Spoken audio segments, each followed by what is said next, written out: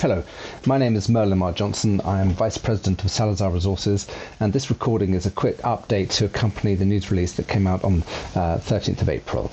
The news release covers an update on the exploration activities within the Salazar Resources wholly owned portfolio of properties.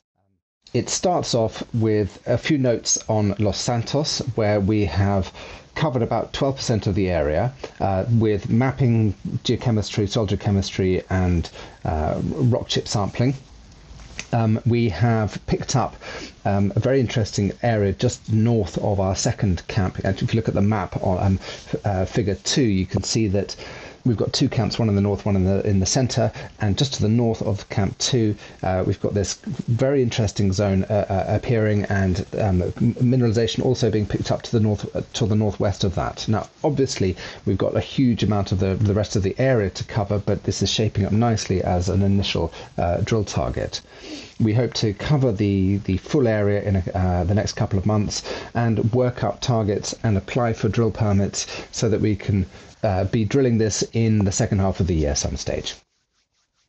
I guess the most interesting feature of it is that we've got good gold grades. We're picking that up in the rocks and in the soils, but we haven't seen any of the breccias that we are so prevalent in the Los Osos area. So it seems to be more porphyritic, and well, we'll see what the rest of the area reveals.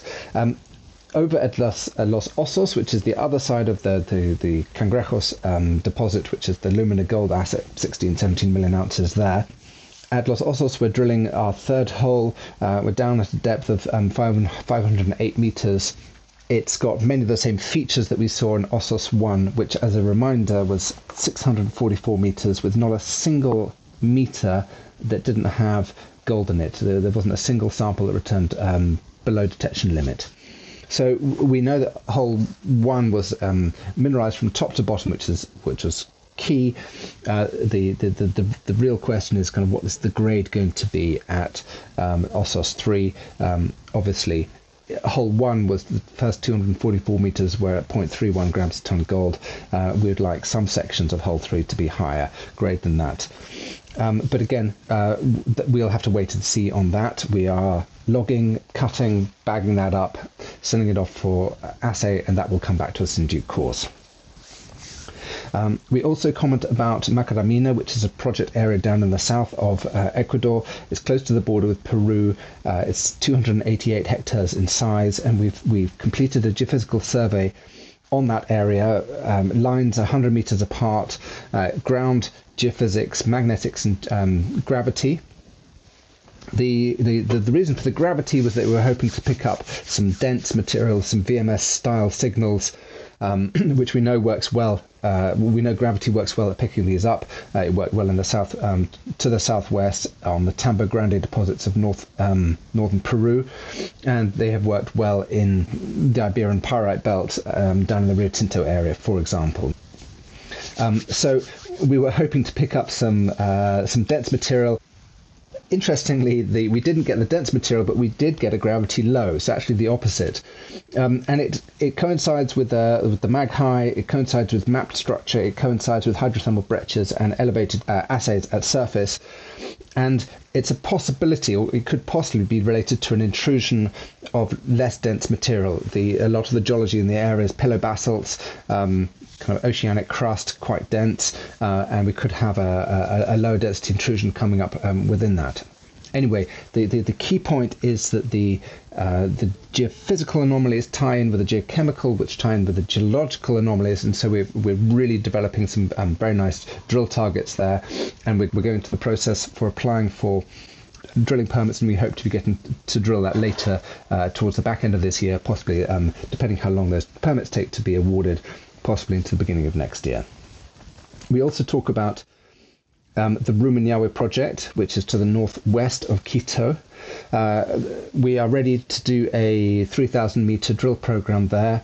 We've got the core shed built, we've got the local team ready, we've got the drill targets all set up. It's a gold copper system that we'll be testing. It's in elephant country. It's to the southwest of Urimagua, the Codelco Inami billion ton 0.9% copper porphyry, and then we're about 85 kilometers to the southwest of southwest of Cascabel, the SolGold 2 to 3 billion ton porphyry complex up there. So we think we've got an underlying porphyry here. We've got near surface veins, we've got stockworks, we've got old workings, possible skarn indication. We're really excited about drilling this. Freddie's been looking to drill it for about 20 years now. Everything's ready. We are just waiting for the final permits so that we can drill that, including water permits. Now we don't know how long that's going to take, but as soon as we've got that, then we're ready to go. In terms of the drilling, our subsidiary Perforaciones Andes Drill, which is a wholly owned subsidiary of Salazar Resources, we call it Andes Drill for simplicity. We've got one of those rigs drilling on our behalf at Los Osos, and so that is drilling provided at cost. And we've got the other 3 rigs are at Las Naves, Curipamba, in that area. One's undergoing maintenance, and we've got 2 which are currently available for work between Curipamba and Pijili.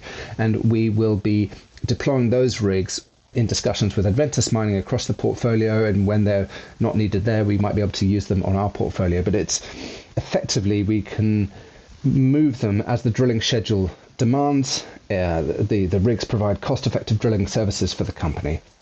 And all in all, it's a very busy year for the company. We're terribly excited about what the year has got in store for us. We've got all these drill programs lined up, and it's the busiest year for the company in its history.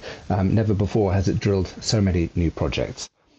I hope that was useful. Thank you very much.